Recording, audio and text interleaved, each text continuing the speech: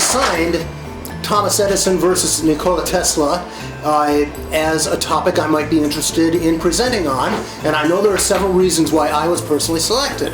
But you offered.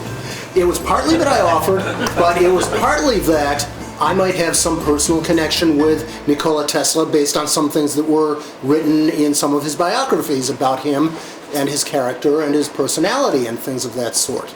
I'm less of an Edison, more of a Tesla type of personality, and we'll get into that a little bit. However, this is a very timely topic. There is in movie theaters a movie that was supposed to be released in 2016 or 2017 upon the 100 and something anniversary of the birth of, I believe it was Tesla, in 1856. And it is called The Current War. And it's all about this rivalry, and it was a very intense rivalry that occurred over how are we going to build out an electrical generation and distribution system in first the major cities of the Northeast and later throughout the United States. And actually the cities versus the rural areas were two very different problems. And so what I want to do is first of all make a little note about the movie itself. The Current Wars, this term vastly predates the current movie production.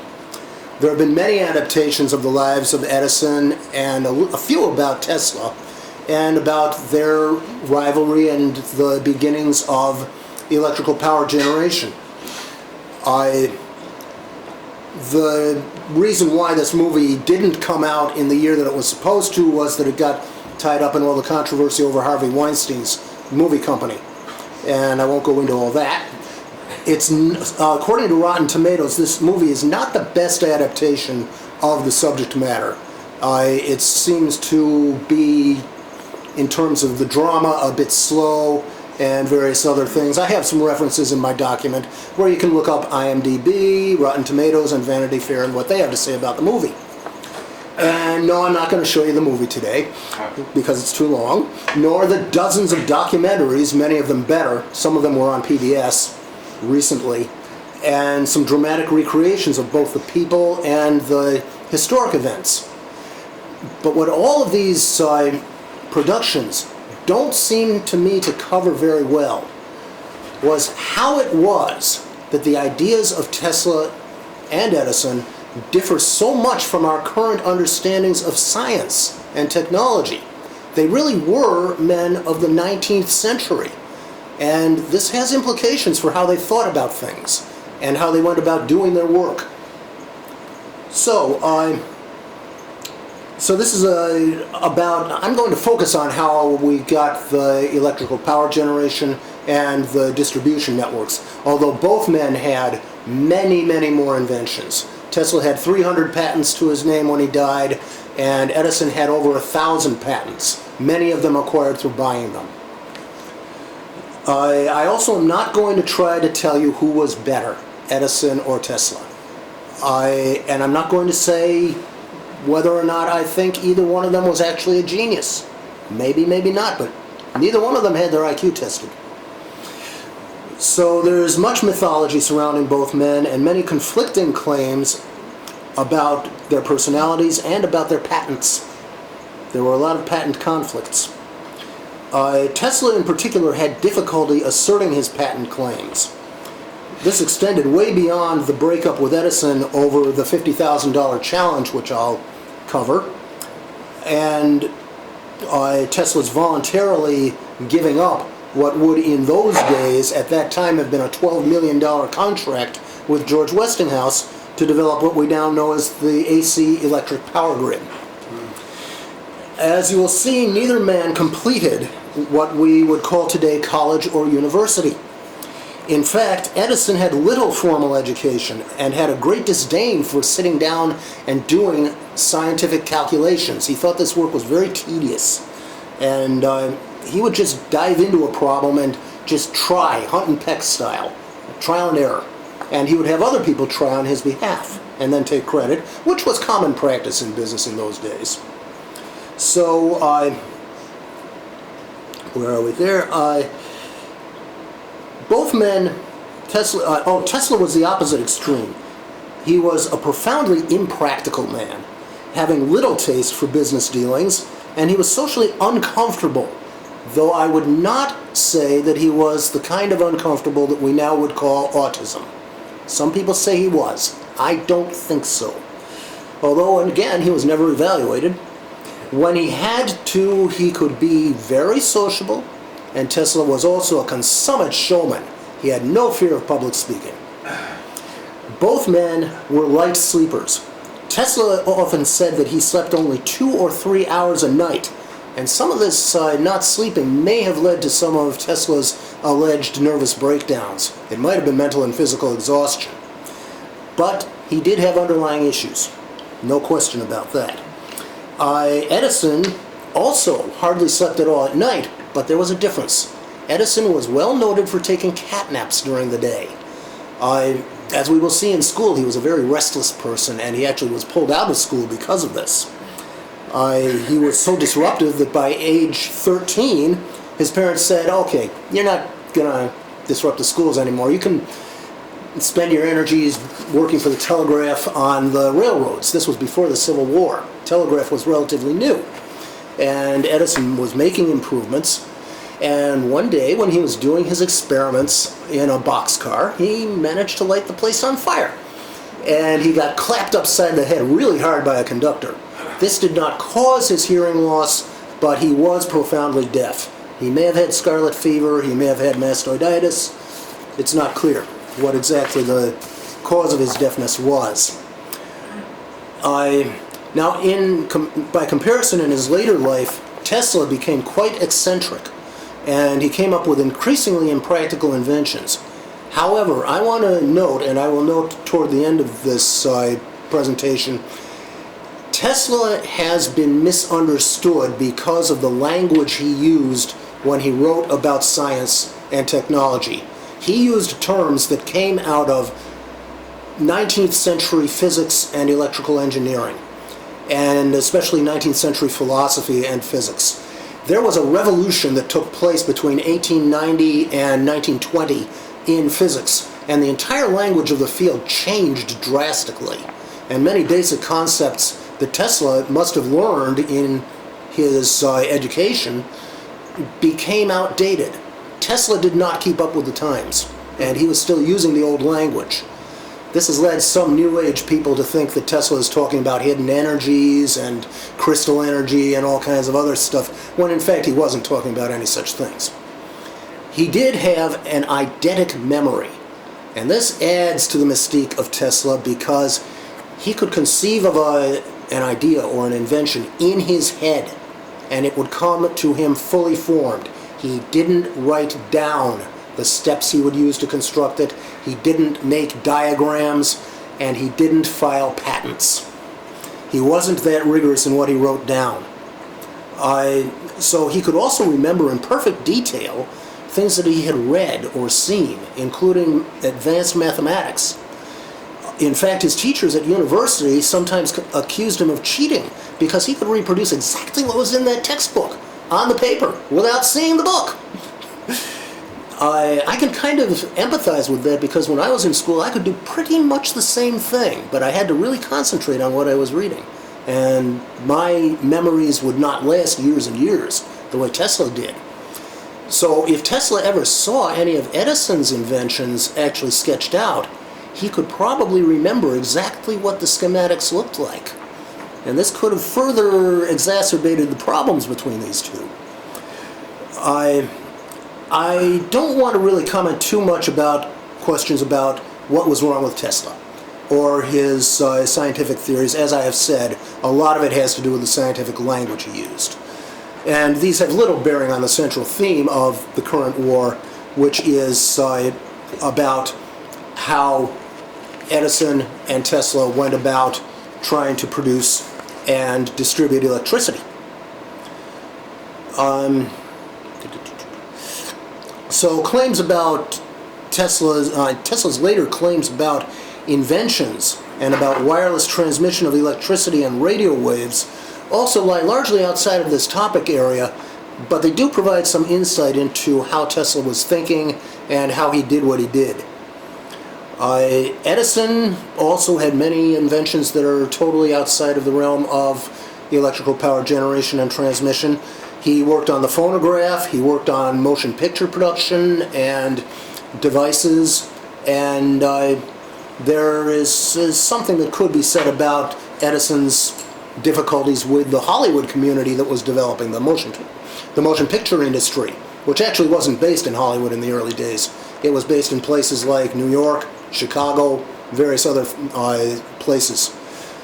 But Edison had to give up on motion picture technology partly because he got into some patent wars of his own.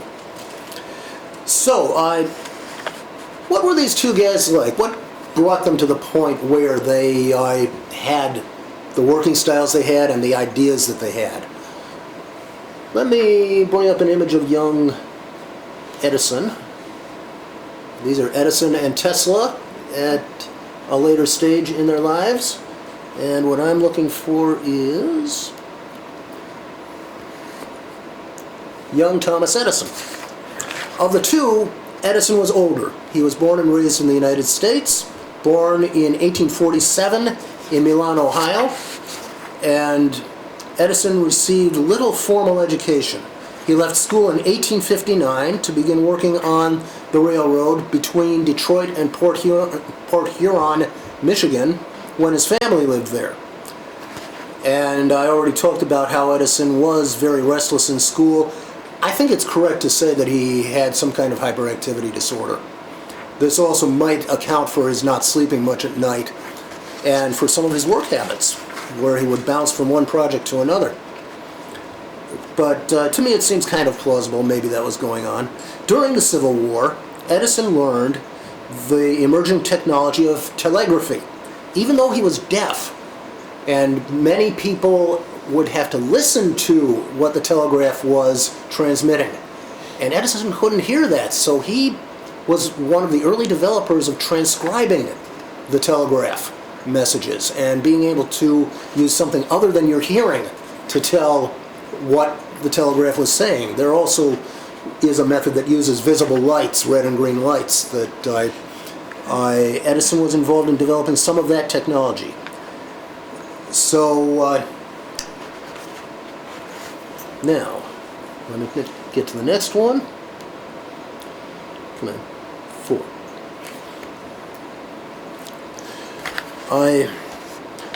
As a young man, from 1870 to 1875, Edison worked out of Newark, New Jersey, where he developed telegraph-related products for Western Union Company, which was then the industry leader, and Western Union's rivals. And I have something else here. I don't think that's what I want. I want this. This is one piece of one of Edison's telegraphs, which was the transmitter. And then the other piece, which is the receiver, I think I've got these correct, looked like this. And there was eventually a recorder that was attached to this receiver, which was one of the things that Edison worked on. This led to improvements that Edison made in stock market tickers, which report on the real-time price changes of stocks and other securities.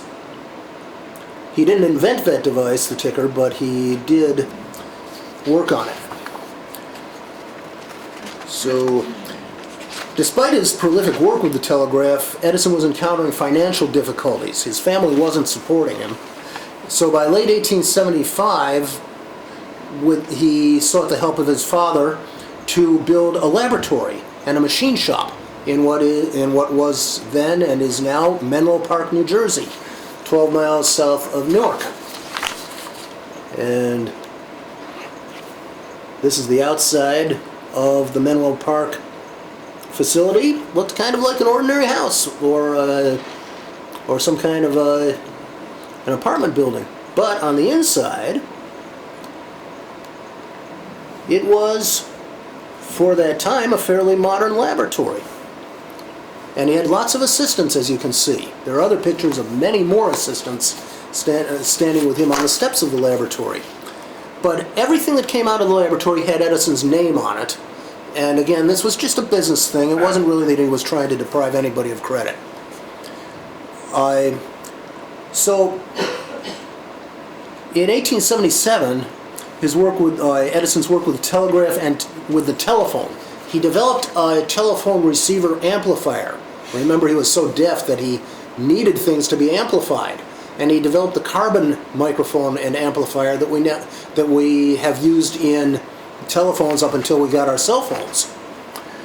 And the device made an immediate impression on people, and this was when Edison was dubbed the Wizard of Menlo Park. And that, I have an image there. And this is Edison sitting with, I believe it's one of his phonographs, but it might have been something else. No, it's a photograph. I have one like that. Okay. You have one like that. Well, And it's the same general principle. yeah. Okay. Well, there are some that have been preserved. It's true. And some of the early phonograph cylinders are considered quite valuable today. The earliest ones were wax, and they were very fragile, so there aren't very many of them left. So, 1878 to 1882 was the period of time when Edison was developing the electric light. And if I'm correct in my sequence, yes, this. Edison's light bulb was actually an improvement on earlier designs. And he and his colleagues went through a process which Tesla would have been horrified at. They just took randomly samples of all kinds of materials and just tried them, both in air and in vacuums and in various tubes. Tesla famously said that if Edison had even been able to apply basic mathematics and science, he could have saved himself 99% of the work. And Edison's response was that he felt that genius was 98%, it was 2% inspiration and 98% perspiration. These two could not have been more different in their attitudes toward how you do inventing and how you do engineering. So up to that time, nothing had been developed that was remotely practical for home use by way of electric lighting. So Edison's eventual achievement was inventing not just the incandescent electric light, but he also conceived of the electric lighting systems that contained all the elements necessary to make the incandescent light practical, safe, and economical, including power transmission.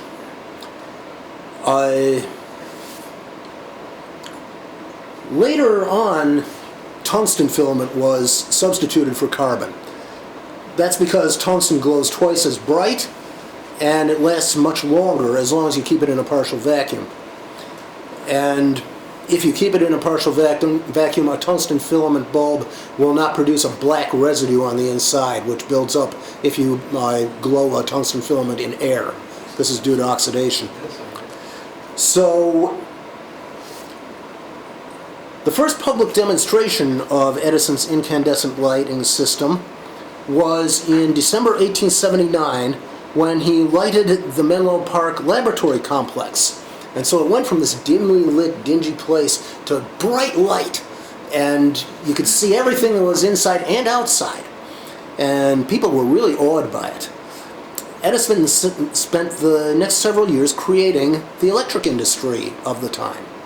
In September 1882, the first commercial power station, located on Pearl Street in Lower Manhattan, went into operation, providing light and power to customers in a 1 square mile area. And I'll get to why it's important that that was such a small area and why it was so small.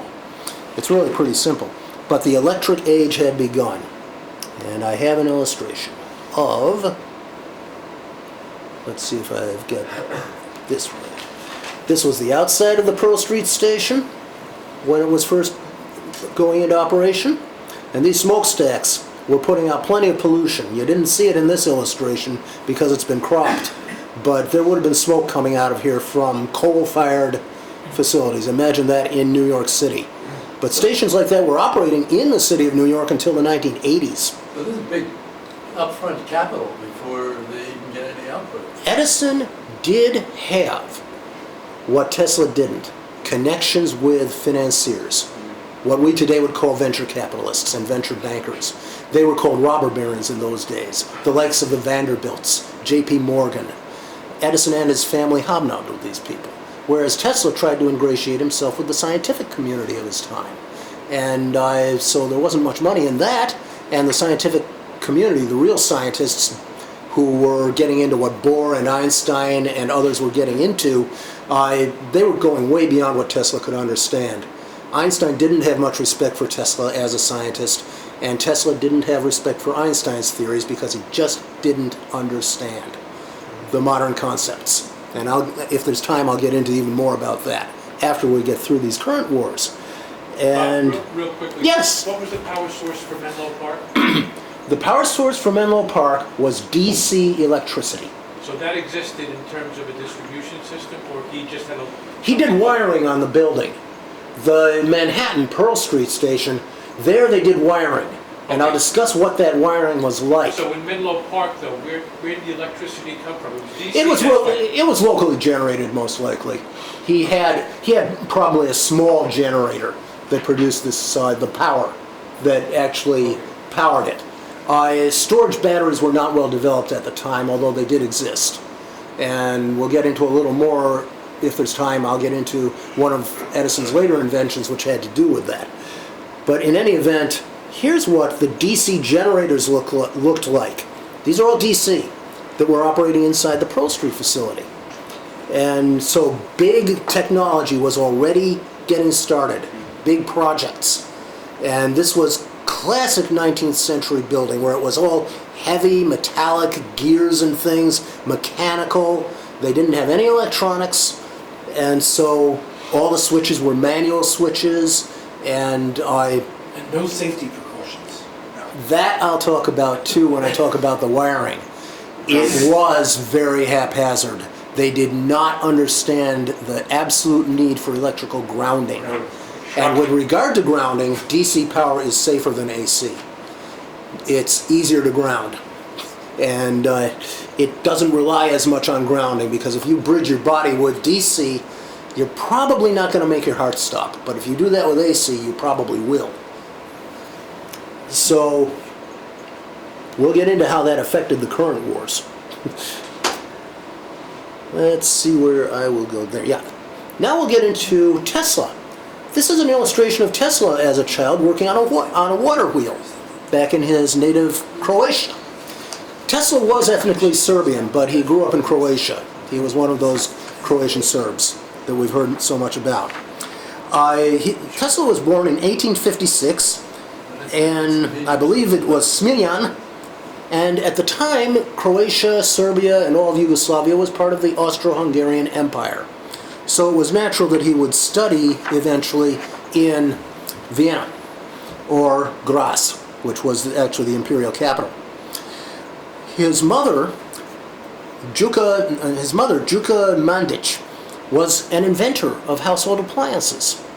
And his father was a Serbian Orthodox priest. So I think we know where he got his inventiveness from and the encouragement to tinker with things. It was probably from his mother. His mother died when he was fairly young, and this may have colored deeply Tesla's attitudes toward women. And he never really felt that any woman was feminine enough for him to have any relationships. He also felt, maybe this came from his father's side of the family, that it was better to be celibate and concentrate on your field of study and endeavor and not be distracted by relationships with other people. But again, he may have had some underlying personality things about that. So he attended Realschule Karlstadt in 1873. He graduated, this was a Polytechnic Institute in Karlstadt, and he graduated the Polytechnic Institute in Graz, Austria, and he spent a couple of years at the University of Prague before financial difficulties forced him to withdraw.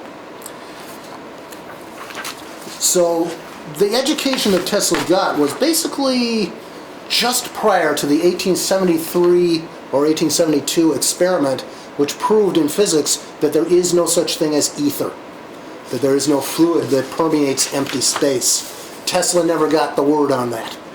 This affected his later experiments. And it also colored many of his writings, which New Agers have really taken out of context. Yeah, but the ether. What? Correct me if I'm wrong, Charlie. Yeah. But the belief in the ether went on for a couple of decades beyond the Exactly. time you're talking about. Exactly. Einstein was still fighting against this notion. Exactly. When he started talking about distorting space-time to create gravitational fields, people were saying of Einstein, well, are you talking about perturbations in the ether? And Einstein got really angry with people who used that term because it was, by that time, known to be unscientific, totally disproven. Tesla also never got word that the atom has subatomic particles and structure. So he didn't know, he knew about the Bohr atom because he did hobnob with all the people who made these discoveries, but Tesla never accepted that the atom could be divided. And so he never accepted that the atom could be split. And he never accepted that radiation consists of particles that are transformed into energy. He did not believe matter and energy could be interchanged. But he did believe in something called free energy. He probably misunderstood some of Maxwell's writings and some of Lord Kelvin's writings about thermodynamics. He thought that free energy existed both before and after a reaction, which is not what thermodynamics says. Thermodynamics says that the free energy that exists before a reaction is taken up in the reaction, is degraded, and results in waste heat, which is delta H, and entropy, which is delta S. I don't think Tesla understood the concept of entropy, that the disorder of the system will increase, and this is irreversible, and that the waste heat cannot be used to drive further reactions except under extraordinary circumstances. This also affected what Tesla thought about AC power and how it operates, the rotating magnetic field, and how it generates a rotating electrical field.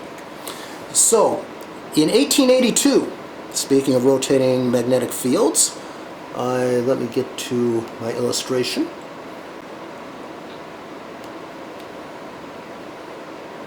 Oh, come on. I think we are losing, there we go. The rotating magnetic field, which by induction can create a rotating electrical field and can drive a motor, which I will illustrate at this point. This phenomenon, where you have a magnetic field that's rotating, the electrical field is actually perpendicular to the magnetic field, but you can make a mechanical device inside of an outer shell rotate. So I better get to the next illustration before I say something that may not be true about these motors. Alright. Yeah. That I don't need. Let's try again on number 13. Okay, this is an illustration, and it's a GIF so that it shows the rotation of the field and how it makes the motor rotate. And you can make this happen at different frequencies, and you can control the frequency with which the electrical wave, as we now know it, will go higher and lower. The problem with AC is you do have a dip in the power in the troughs between the waves. And you want to fill that in. And there's something called polyphasing, in which you have a wave crest and you inject another wave crest between it, using two different frequencies at the same time. And this results in what's known as a two-phase motor, or you can have a three-phase motor, which is much smoother in its operation and can generate more power. So these are all things that Tesla either invented or improved upon. So now we move up to 1884. And Tesla, as you can see from this illustration, was considered a good-looking fellow, and he would have been an eligible bachelor. But anyway, the induction motors. In 1884, Tesla arrived in the United States with very little money, and he had a letter of introduction. He had worked in Europe for the Edison companies, which were in that time, and at that time relatively new, and they were working on electrical projects and engineering projects in Europe as well as the United States. And so Tesla had an introduction to Thomas Edison. Now, Thomas Edison in one of these biographies was referred to as a business tycoon. Actually, Edison wasn't one of these tycoons, but he had friends who were. And so it's not incorrect to say that Edison had the necessary connections. So Edison's DC electric works were fast becoming the country's standard because they were only working in cities and towns, including Brockton, Massachusetts, on the South Shore. Edison hired Tesla, and the two were soon working vigorously alongside of each other. Tesla was one of the few people who could keep up with Edison's working habits because neither one of them slept much. And they were both very energetic. Tesla wasn't exactly hyper, but he was a very intense worker. When he had an idea, he would just fixate on it. And these fixations sometimes got to a ridiculous extent.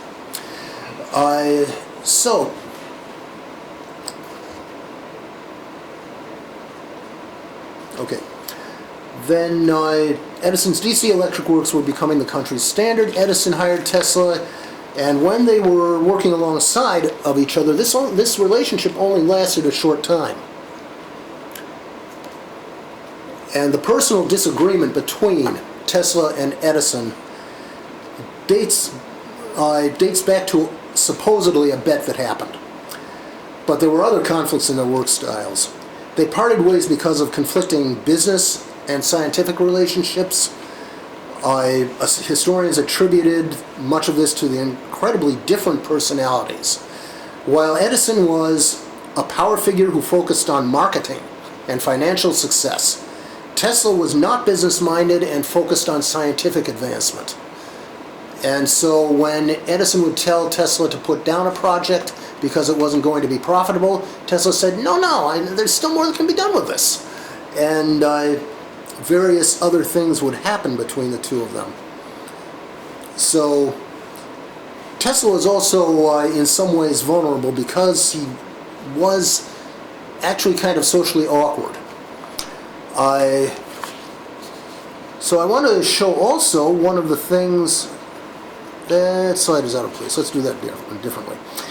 After parting ways with Edison in 1885, Tesla received funding of his own for the Tesla Electric Light Company.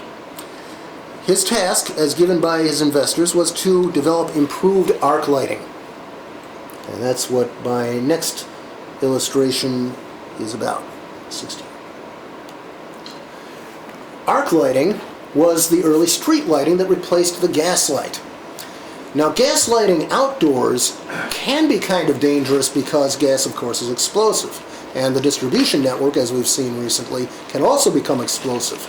And there weren't the good regulator valves that there are today, which, if managed properly, can prevent explosions over the entire system. But in any event, arc lighting was deemed to be safer.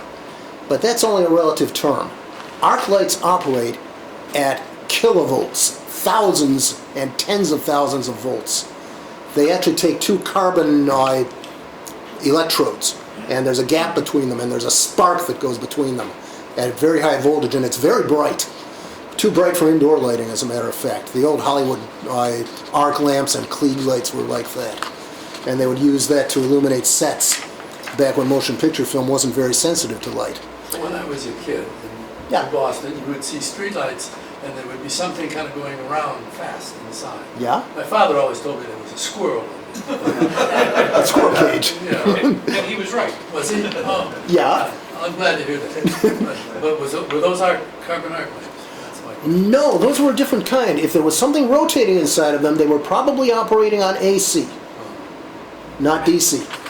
And Boston, to my knowledge, was never wired, the whole city was never wired for DC. Brockton was, but not Boston. East Boston.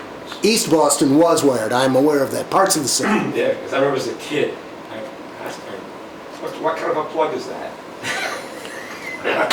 You know, Gary Patrick also talked to me about his grandmother had a radio that had this weird plug, and it was meant to plug into DC. And for small appliances, this is great. And for household lighting, which developed later, one of the major causes of deaths, of mysterious deaths inside of Victorian houses, was carbon monoxide poisoning from the coal gas. If the light went out or if it was burning inefficiently, you had a very great danger. But Edison and some others felt that bringing the kind of DC electricity they were using with the arc lamps into private homes would be far more dangerous. There was a fire hazard, there was a shock hazard, really not a good thing to be doing indoors. So arc welding is very hot, right? Did these run very hot as well, the arc lamps? There is heat, and that's where some of the fire hazard came from. In the arc lamps that we We were use still now. using carbon arc projectors Yeah. for slides. Did those carbon arc projectors produce a lot of heat? Sure. Yeah. Yeah. And it's hard to dissipate that heat inside a house or inside a lighting fixture. We were using those in the 60s, as I recall. If you see pictures, you know, photographs of old movie sets or Yeah. you'll see a little bit of smoke coming out of the leak lights. Ah, You'll see, which is the combustion of the carbon in the anode. And you get, there was actual carbon combustion that took place, Yeah. and this would produce this black smoke. Of course, it looked a lot worse than it was because you get a lot of carbon out of a carbon arc just because of the arc, not because of the ambient heat that it generates. But I think the general message is that back 100 years ago, and even as much as probably 60 or 70 years ago, Yeah. there was no OSHA and there was no real attention paid to some of the safety hazards of things. I mean, you had problems with toasters in Yes. the house. Yes. Let me show you an illustration from Safety the is a blizzard word. of, I believe it was the blizzard. Yeah, one more thing? Somebody say something? I said safety is a new word. Safety is a new word. Yeah. I want to show you guys something about, in the blizzard of 1888, you had snow accumulating on the power lines. These were all overhead power lines at the time in Lower Manhattan. And this is what it looked like. Oh my gosh. And it's not only that, you had a mixture of voltages.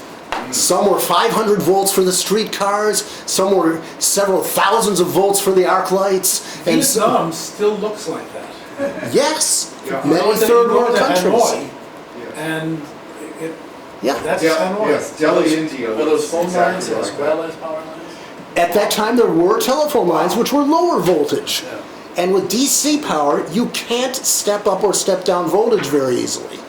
And for that reason, you had to have separate lines for each of the voltages. And this resulted in this tangle, and line technicians had to figure out and sort and sift which ones were which. And they weren't properly labeled, they weren't properly grounded, they were strung up haphazard and just as fast as you could. And there were many electrocutions that took place, one of which took place in this kind of a tangle of wires. They couldn't get to the poor fellow, and it was a terrible, terrible death. It may have given some people the idea of the electric chair. The side effect here is you didn't need peregrine falcons, there were no pigeons. The pigeons, if they alighted on those wires, would be poof, gone. Exactly. So you don't need And the Tesla falcons. would have been very upset at that because he really loved pigeons, Don't you need especially later in his life. Don't you need the pigeon to get across two wires? What? Doesn't the pigeon have to get across two wires? Yeah, if you, No, not in these days. A single wire, if the pigeon were to touch anything else, if there was any metal around, Oh, okay. you could generate a ground. It's just sitting on a wire, it's okay. yeah. It didn't have to be a wire, it could be anything metal. Look, I mean, you see birds on high, just to get to Charlie's point, you Yeah. see birds on high voltage, Yeah. on transmission But wires. they're only on That's- one leg. And they aren't insulated. Point is that the difference in voltage, which is what counts, Yeah. from one leg to the other, is minuscule. So if you bridge different voltage wires, Yes. you could get an electrocution, even with DC. You which- could- Birds are very smart. Power people have barbed Yeah. wire when they go up there with long poles and they don't have any. There's an amazing photograph of a bunch of starlings that sat on a wire. Yeah. And their feet froze to the wire. Right. And then they all tipped over and hit the next wire Uh-oh. below. It was rack of fried starlings. A whole rack of barbecue. Well, Rotisserie was invented. So this was So all, much for Cornish eggs. just before monopoly got regulated and so on, so you had competing power companies that had... there were competing companies. As I will get to later, Edison had many competitors, and there were problems that resulted for him because of that. He especially had, well, I'll get to what his main competitor was, because that merger is an important one in American business history. Was there another hand up? I was just going to comment, I worked for the West Coast Telephone Company for once upon a time. And the problem was telephone guys were not as alert as they should, and every once in a while they grab the power line. Oh. And You only do it once. Only go one. yeah, but at this time, insulation of power lines was not known to be the serious issue that we now know it to be, and grounding was not known to be the serious issue. So in those days, if you didn't have a properly grounded DC line, it really wouldn't be necessary to touch another line in order to get electrocuted. Although the famous electrocutions did happen from bridging different voltages. So what we want to do is talk a little bit about the specialized power systems and the obstacles to widespread electrical transmission. First, we have been talking about devices requiring vastly different voltages. So you had separate power for streetlights, electric motors in factories, streetcars, later on lighting in homes, and these are all examples of diverse voltages. Secondly, generators had to be relatively near their loads. They had to be near to the devices they were powered. If you can't step up to very high voltages and then step down to the appropriate voltage, you have to send all that voltage that you're going to use at the end of the line from the generating station. This is only effective over distances of less than 4 miles, preferably less than 2 miles.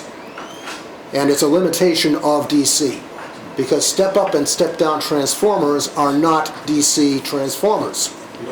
You can make a DC transformer, but it's not very easy. What do you mean by, oh, I see. You can do step up and step down DC, but it's very difficult. Don't you first convert it to AC? I think you do. And then you You convert to AC, then back convert, and you lose energy in the process. The Yeah. reason that Hanoi has something like this is there are so many wires that when there's something that's broken, they can't figure out what wire it is that they have to deal with, so they just put in a new wire. And over time, you create that, and if you do a Google search on Hanoi wiring in the street, you'll see just incredible pictures. Yeah, and this was how Lower Manhattan was in those days. Yeah. Oh, the statement that you can't step up DC and step it down, I mean, that was true in the past. In China, they have a long distance, very high voltage DC line, Yeah. and they're stepping up and stepping down. In modern times, you're able to do that. There have been advancements in the technology, but in these days, even the vacuum tube was still in the future. So they didn't know how to do it. And again, the best way would probably be to convert DC to AC and then back. But Carl, do you know that they don't convert as far as stepping up? Is it, I mean, there could be, because today's technology, you could probably have a transformer that's about this big that'll do it. Yeah. Yeah, my understanding is it is, how they actually step it up and step it down, I have no idea. Yeah. But it is DC, the long distance. Maybe we could research that for a little Yeah. potpourri topic and No, let's find out spend what an they're hour doing in talking China. about What? Let's spend an hour talking And let's about keep it. on going. Okay, let's spend an hour talking about Tesla and Edison. Okay, so the specialized systems with much of early electricity was DC. It could not be easily increased or decreased in voltage, either for long distance transmission or for sharing a common line and getting rid of the spider web. And so Charles Busch's New York arc lamp systems required 10 kilovolts. Edison's incandescent lights used 110 volts.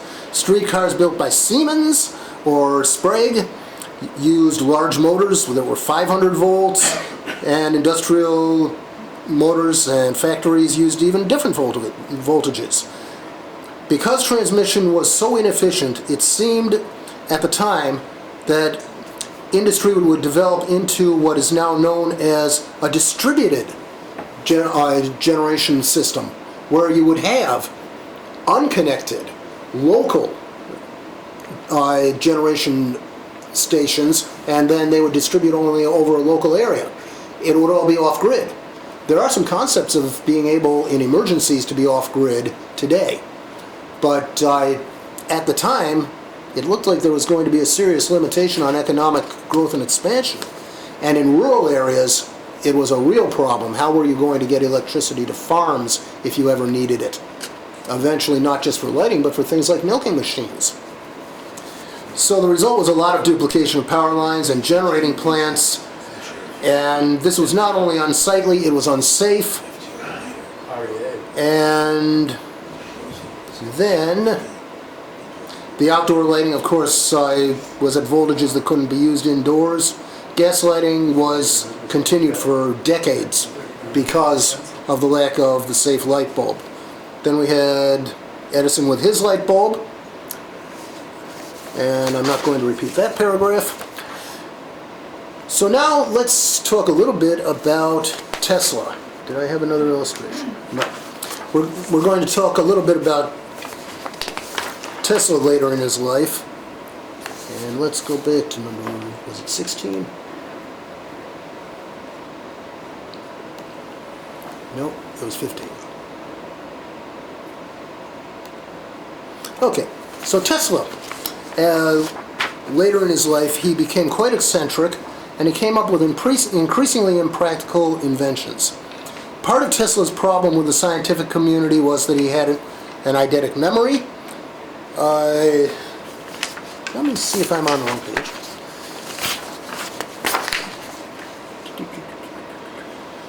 Alright, let's just move on to this. So, there were two seemingly distinct issues involved in DC power generation and transmission. One was that the DC generated electricity does not step up and down in voltage easily. It is possible to devise a DC transformer and a DC capacitor, but it isn't very practical. So what Tesla was working on were AC dynamos and AC motors. These kinds of things. This was what went into the eventual AC power plants. Ever since AC dynamos like the ones Tesla was inventing and improving on were introduced, AC electricity generation looked like it would be easier and cheaper than DC. Hydroelectric power is much simpler to generate if the outside of the turbine spins, which can be done in an AC motor. The outside of the turbine spins instead of the inside. And hydropower was very much cheaper if you had a waterfall nearby. But then the question was, since the waterfalls were in places like Niagara Falls, and the people lived in places like New York and Boston, how did you get the electricity from there to here? Move the people. Yes, as a matter of fact, sometimes that was done, but no, you don't move all the people. Use a carrier pigeon. Use a carrier pigeon, yes, of course. Was it an AC or DC pigeon? I suggest DC because it's easier to do batteries with DC. But anyway, getting to what really happened, Or a gender fluid pigeon? you didn't have to build a dam and wait. If you had a waterfall, you didn't have to build a dam and wait for the reservoir to fill behind it. So in the eastern United States, the best example of such a waterfall is Niagara Falls. And in the west, in Oregon, they had some waterfalls. So outside of Portland in Oregon, they also had an early AC generating station and distribution system that was built. But it was Dam. what? Bonneville Dam. Bonneville Dam was much later, and it is not Really? in Oregon. Bonneville Dam may have been built early on. It's on the Columbia, it's on the border. All right, it's on the Columbia. But again, at this time, they didn't have long-distance transmission. Yeah, it was a Depression era project. So You're right, I'm sorry. it was much later. It was Depression era. Yep, yep. And this was actually after the death of Culpa. the death of Edison, but not before Tesla's death. But in the West, there were places where they had similar situations to Niagara Falls, and it was fairly close to some of their cities. So let's take a look at that Niagara Falls power plant that was built. 20. This is what the outside of the Niagara Falls power plant looked like. It didn't look very different from a DC plant. It was just an industrial complex of buildings. But if you looked on the inside of it, whoops, we are doing slide before that. This was one of the big dynamos used at Niagara Falls. And this was what Tesla was interested in. He had the concept of building everything bigger and more powerful. Partly because he knew it was more efficient, but partly because Tesla's mind worked that way. He wanted to do things on a grand scale. And when he did demonstrations, he always went big. Edison would do things like just show you a light bulb. But if Tesla were to do a demonstration like that, he would want to light up a whole city block before he would give his demonstration. And he would dress in his finery in 19th century style of clothing and put on this grand circus-like show. He was better than P.T. Barnum in some ways. But Edison got more credit because he had more personal appeal to investors and newspaper people, and he did more interviews. So anyway, Niagara Falls was hundreds of miles away from New York City. DC would not easily travel this distance. What was needed were very high voltage transmission lines on the order of tens or hundreds of kilovolts. The step up and step down which was used we now call substations. Substations would not have been possible in DC power systems. And that was one of the big innovations, that you could actually do the step up and step down and then distribute to a whole area from that substation. This was also something that Tesla's company and Westinghouse's company were developing. So this was a situation where Edison, with his many shareholders and investors, and Tesla, with his business partner George Westinghouse, really began to part ways. Westinghouse and Edison had a famous argument with each other over the future of Edison's electric company. And so we have Tesla versus Edison. Now the current wars would begin. It first started out kind of small with a bet that happened while Tesla was working for Edison at Menlo Park. Tesla insisted he could increase the efficiency of Edison's prototypical dynamos, which were useful in either DC or AC. But Tesla was going to develop them for AC. And he eventually wore Edison down to let him try to build a more efficient AC dynamo. Edison, Tesla later claimed, promised him $50,000, which was a lot of money back then, if he succeeded in making the improvement. So Tesla worked round the clock for several months and made a great deal of progress. When he demanded his reward, Edison claimed that the offer was only a joke, saying, "Oh, you don't understand American culture. We joke about these things all the time." Well, Tesla thought it was not funny. Edison offered him a $10 a week raise, which was a lot of money, which was a fair amount of money in those days, but Edison was notorious for underpaying his employees. And so a $10 a week raise. Instead, well, by this time, Tesla's pride had been brought into the argument, and he quit. He just stormed out, and he spent the next few months picking up odd jobs across New York City. Ironically, one of these was as a ditch digger for Edison's company. Edison was notorious for the low wages he paid his workers. So due to Edison's own lack of sleep habits, he often demanded long hours of his workers.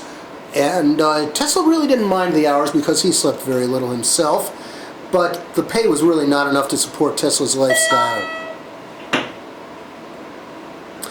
Tesla lived in New York City, which even then was kind of pricey. So he lived in Tesla lived in one of the hotels in New York, and living in a hotel was pretty commonplace back then. But it was fairly expensive, and he always had to have somebody help to support his lifestyle. He also would throw elaborate dinners for friends and investors, and those were costing some money too. Other than those dinners, Tesla didn't like to associate with people very closely because he was a terrible germaphobe. This possibly resulted from the fact that Tesla had cholera when he was a teenager, and both his body never really recovered its immunity terribly well, and Tesla became afraid he would get that sick from somebody else again. He knew about the germ theory of disease and all that, but he stayed away from physical contact with people. So, in all fairness, the two men could not have been more different in their thought styles, their work styles, and their personal habits. And What's Edison... interesting is that if you asked 100 Americans, randomly picked off the street, Yeah. who's heard of Edison and who's heard of Tesla, you might not get anybody who's heard of Tesla. Not anymore. Not in the Not last few anymore. years. Tesla. Yeah, for different reasons. The last few years, Him, Tesla has Who was been Nicholas? adopted. right. As opposed to Elon Musk. Right. The last few years, even before the Tesla company, Tesla has been adopted in some circles as a mystic and a visionary. Right. And since the 1990s, this has spread like wildfire over the internet. So it's no longer true that very few people have ever heard of him, but very few people know who he really was. That's right. Whereas Edison, everybody has heard of. So we have the Edison statement about genius and Tesla's remark about Edison.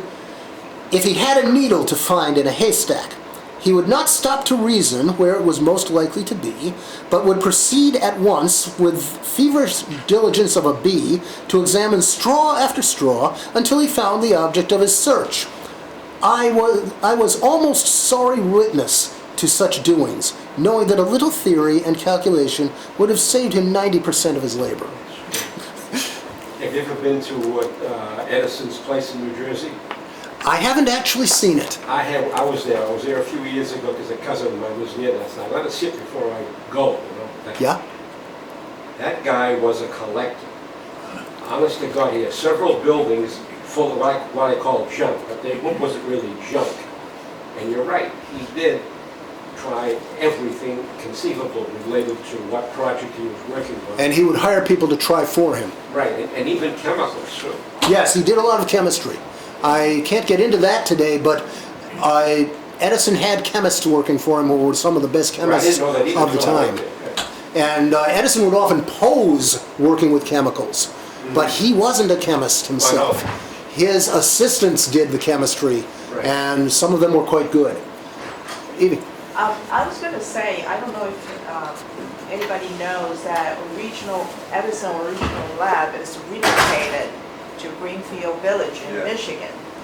So that's just, we So actually visit that place, and it was interesting.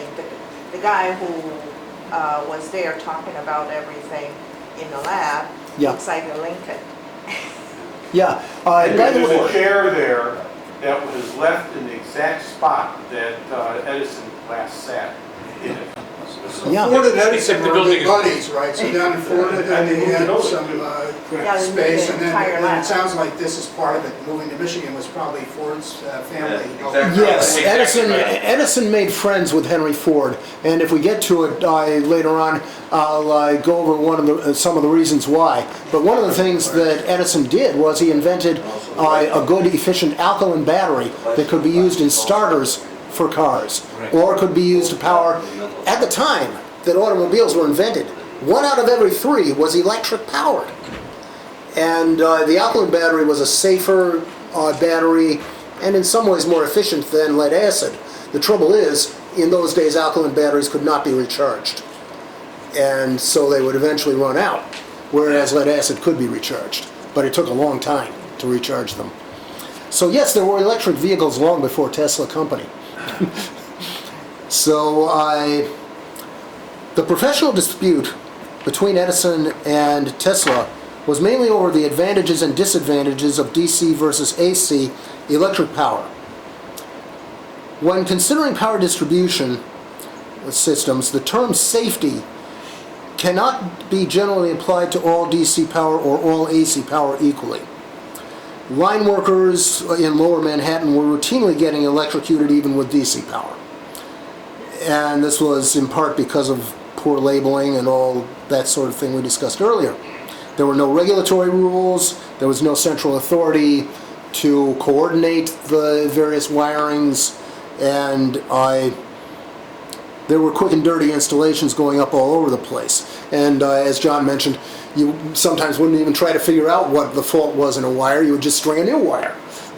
Things of that nature. So, Tesla and others soon recognized that AC power could help solve some of these problems with the tangle of wires.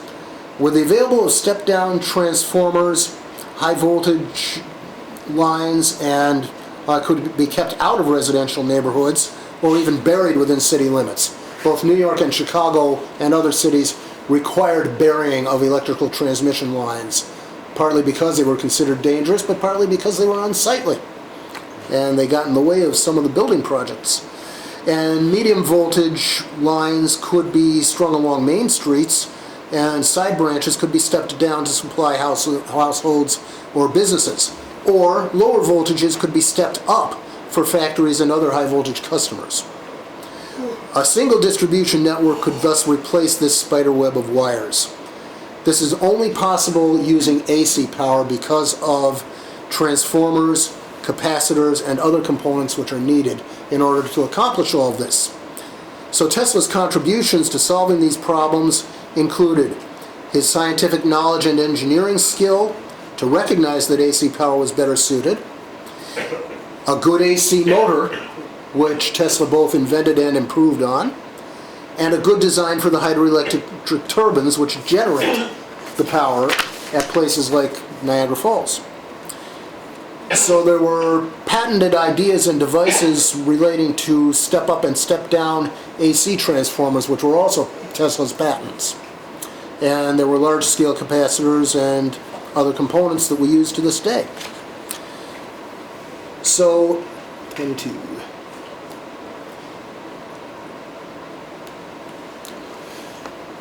this is an illustration on the left of George Westinghouse, who didn't like to have his picture taken, and Thomas Edison in the middle, who loved to have his picture taken, and Tesla on the right in one of his contemplative poses. Of course, it wasn't just that. Photography in those days, it would take a long time to take a picture. So you had to kind of brace yourself in a position where you could hold the position for a long time. And this was one of Tesla's favorite. This is clearly a composite. It is a composite. These three guys are not together. They were together and they were seen together, but I don't find any photographs of them together. Although there must have been some. So George Westinghouse and Nikola Tesla. The lighting is different. Westinghouse's light's coming from our right, and Edison is coming from our left. Correct. There are many other ways we can tell this is not exactly a deep fake. Not exactly. Come on, that's a detail. But in any event, Tesla had always believed that the future of distributing electricity relied on AC. And he left his job with Edison after Edison rejected the idea as being splendid but utterly impractical. And Tesla was undeterred and spent the next few years raising money for his own laboratory, including a stint digging Edison's electric wires ditches, and Tesla developed an AC system. His induction motor used a game-changing polyphase current, which I have discussed. It fills the troughs between the waves with multiple voltages so as to generate a rotating magnetic field. But Tesla, though he had the ideas, did not have the capital and business know-how. And that's when he came into contact with a Pittsburgh industrialist named George Westinghouse, who had both capital and know-how. Unlike Edison, who enjoyed his celebrity, Westinghouse kept to himself, and he was private and did not like having his photograph taken. He was a savvy businessman, having made his fortune in railroads, and immediately he recognized the importance of Tesla's work to his own ambitions for AC power. As well as offering Tesla a job as a consultant, Westinghouse bought Tesla's patents, and there were quite a few of them, for what was then $60,000 cash or stock, and $2.50 of that era's money for each horsepower of electricity sold. This is all worth millions today. Westinghouse Electric Company, which had been created before Tesla's involvement, posed a threat to Edison's monopoly. Westinghouse targeted rural areas that could not be reached by DC transmission's small range, and he managed to undercut rival businesses in the towns and cities by selling at a loss. By late 1887, Westinghouse had built 68 power plants to Edison's 121. But 68 AC power plants can cover a lot more ground than 121 DC power plants. To make matters worse, Edison faced competition from other DC companies, especially Thomson-Houston in New York. With the proliferation of electric providers came expensive lawsuits over patents and over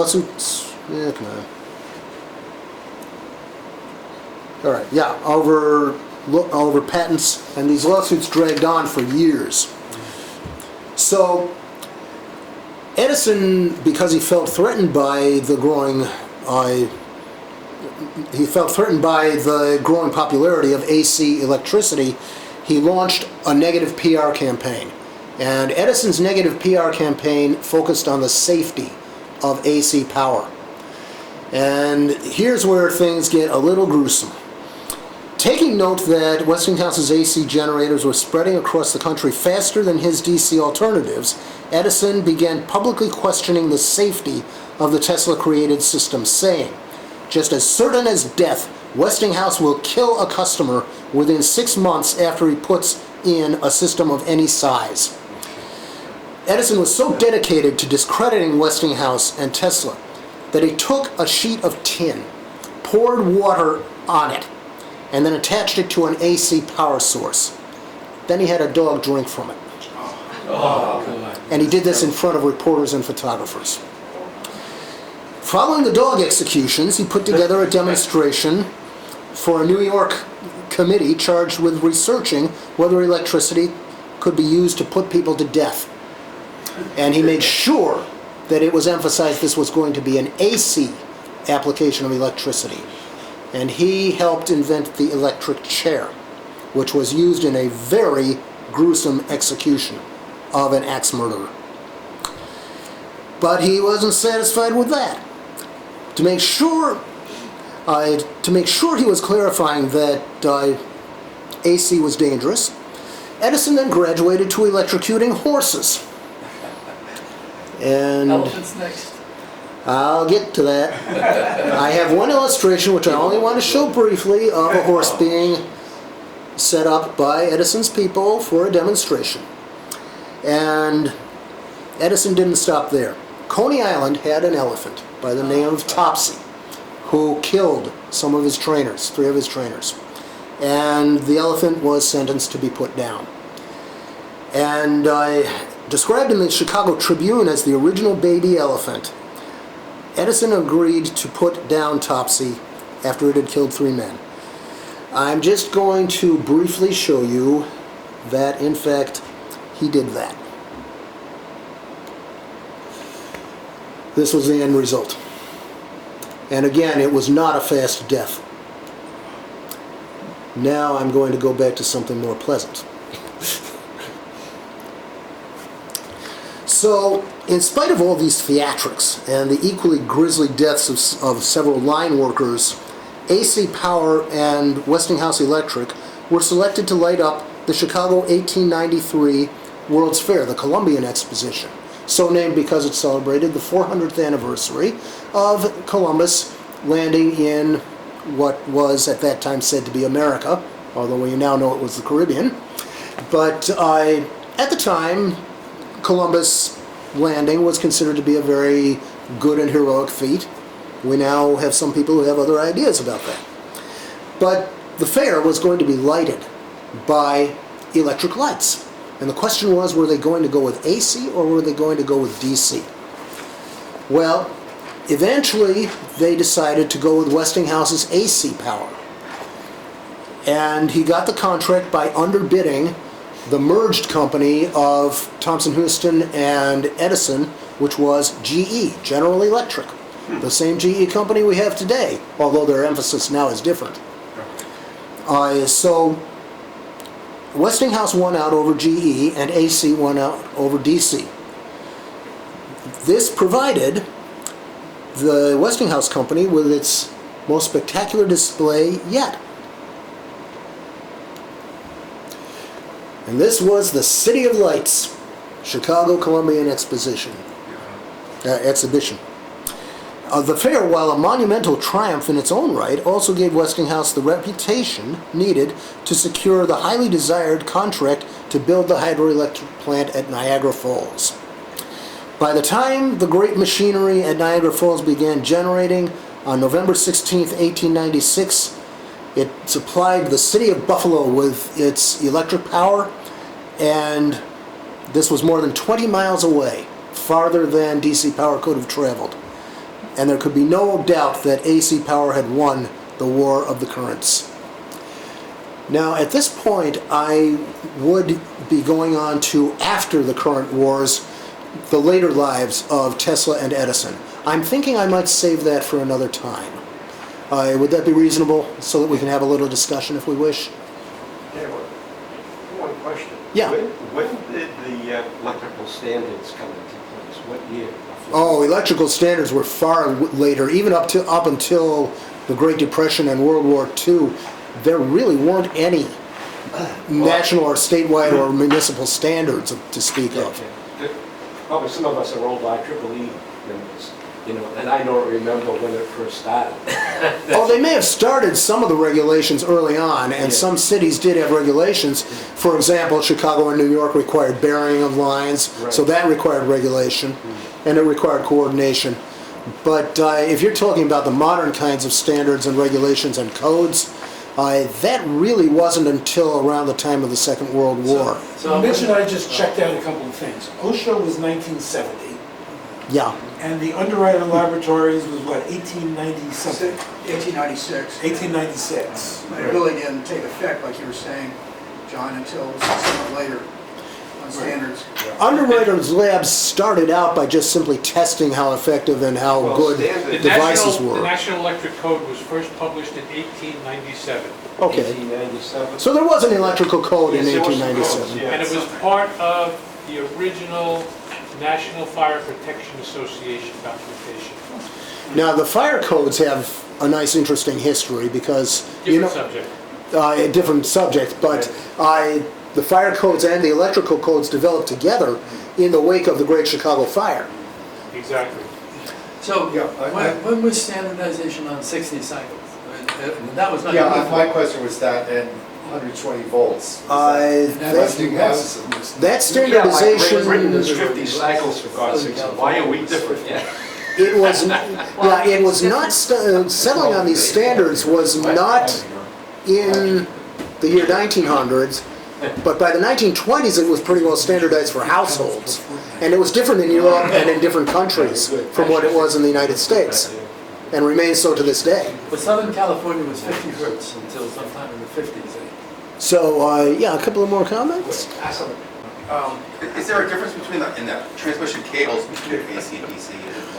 AC cables, and this was something Tesla helped to develop, did have to be better quality, and they could be larger cross sections because of the tremendous amount of voltage. They also needed special insulation. The insulators originally weren't very good, and they could melt and deteriorate. And this caused some of the electrocutions that took place early on. Yeah. Just another piece of information that IEEE founded in 1963. Yeah, well, IEEE was a merger, was a merger of two electrical engineering groups. Right. The IRE, the Institute of Radio. Oh, the IRE, that's right. And Oh, my God. the IEE, the American Institute of Electrical Engineering. Yeah. Now, does government have any organization like, regulating all the code and, that sort of thing? Originally- Other than IEEE? Originally, the regulations were like any other kind of legislation. It was handled by cities and later by states. It's handled now. So I could add something to that. So under FERC, the Federal Electrical Regulatory Commission, or maybe Federal Energy Regulatory Commission. Yeah. There is a body under that that's sort of quasi-governmental, quasi-private, Yeah. that issues regulations about the electric grids. Yeah. Yeah. Once the grids got developed, that was about the time when when you needed to have more uniform regulation, and you needed to have coordinating agencies. So that kind of coordination didn't take place in the original wiring from Niagara Falls to Buffalo and later to New York, because they hadn't really gotten all these networks together into a bigger network. And I would have to look up when that grid happened. Yeah. In 1965, I think, when we Yeah. had the Northeast blackout, that was one of the things that proved that the grid companies in the various places along the East Coast, from Canada on down, didn't work together as closely as they should. And I remember whether there was any legislation, but there was a lot of effort to have them work together to standardize their processes when one portion of the grid was having a problem and needed to gain power from another piece. Yeah. I think that was what the other fellow was talking about with FERC when it was put together. That, I think, was in the wake of the blackout. Yeah, well, I remember my father got his electrical engineering degrees in the 30s. And he told me that the 30s were the grid technologies and coordinating the ACs to make sure that they stay in phase Yeah. was a major part of a major frontier Yeah. in electrical engineering at that time. Yeah, this was just after Edison's death and before Look at an Tesla old died. book. I remember my father handed me an old textbook on AC and stuff like that. The notation Yeah. was horrible. Yeah. Try and understand the phases compared to what we know now. Yeah. So the 30s were, and you might also note that the extension of large grids occurred because of the Depression. Yes. And In the that Depression, was another impetus for it. in the Depression, there was a big public works project that was part of these alphabet agencies of Franklin Roosevelt. It was called the Tennessee Valley Authority, the TVA, which displaced many families and whole communities of Appalachian whites. But it was also an engineering and technical triumph, and it helped bring together the various power companies, and it helped to create one of the early power grids and to standardize that voltage and that phasing and everything. And also the Pacific Northwest, which is Bonneville, for example. Yeah. It was later.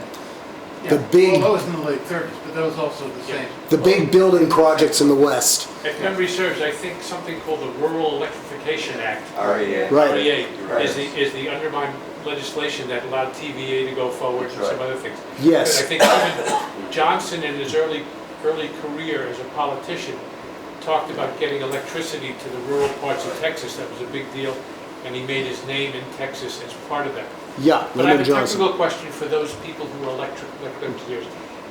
I'm going to use the wrong words, but forgive me. Is there such a thing as phase drift as AC power is transmitted over distances? Does the phase shape, drift a little bit as it goes over distances, or is that constant? You need rectifiers and capacitors to prevent that. So the answer is yes? Yes, in the power grids, there are ways of correcting for that. It does drift. Okay. The phase does drift. Okay. Yeah, because look at it, it's the it's like an RLC circuit, you know, resistance. sure it is. Yeah, yeah, you know, and you gotta fix it. Yeah, I've got trivia, I think that's really good between these two guys, their personalities. Okay. You know, between Edison being a forceful guy and the other guy being theoretical. Tesla being theoretical, yes. I walked into a meeting, big company, and all these engineers, and you know what they were discussing? How do we measure 1 volt? Honest to God, I never forgot it. Yeah. And I asked them, why are you arguing about that? Because we got solid state electronics coming in. And in order to get a high power solid state power supply, they're not as forgiving as the power tubes.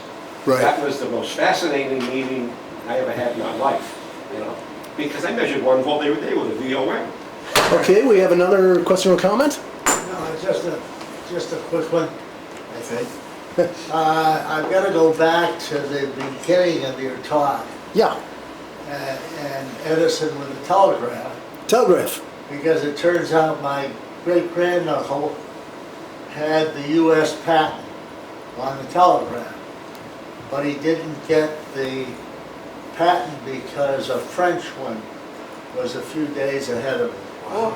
You know what? Lost out on it, so I gotta go back down, and there's very good possibility that he and Edison worked together. Well, if he did work with Edison, good luck getting rights to the patents. Because Edison made sure...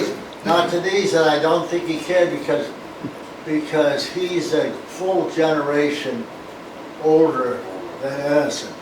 Oh, And at the time that you gave on this patent, yeah, he was the founding treasurer of the Santa Fe Railroad.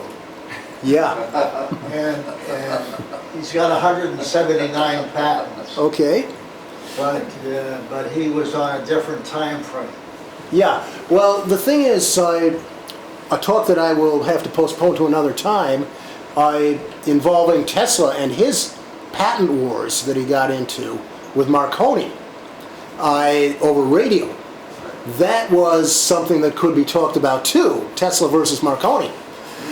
And it was just an absolutely fascinating history that happened. It was even worse, it was in some ways a more contentious patent battle than Tesla versus Edison over which electricity we would be using. And it's a different topic, but it is an equally fascinating rivalry. It has been added to the list.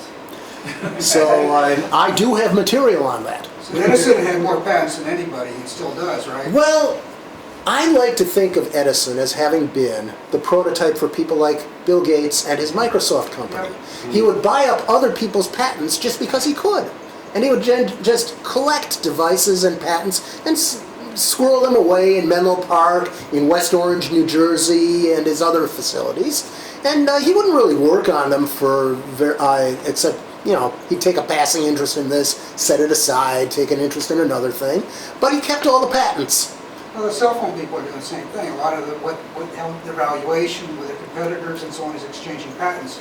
Yeah. The other thing is the Polaroid guy, Land. Land, yes, Land. it's like number 2, I think, Yes? on patents. We can have a whole session on patents and proprietary knowledge and which is a better course to travel. Sometimes people would just buy patents because they didn't really know what to do with them, but they didn't want somebody else to have it. Well, there are also Yeah. patent Yes. trolls that are trolls who buy the patents and They sue. buy out the companies that have the patents so they could... In computer software nowadays, we have these patent trolls that sit on patents. SCO was a famous patent troll company. And they tried to stop Linux dead in its tracks. And Yeah. an alternative, I remember growing up on a farm in Wisconsin in the mid-1930s, and I remember electricity arriving because I was the little kid who carried the lantern around in the barn for the evening chores. Then all of a sudden, you know, You didn't have to. didn't have to, because everything was bright. It was So everything was lighted It's a and revolution. no lantern needed, and the milking machines became automatic. Machines came Bob, after I that. think we're hitting time and Okay, this is fascinating discussion, but I think we're getting to the end of our time here. And if we want to continue with the latter days of Tesla and of Edison, we can do that another time. Thank you all. I look forward to coming back.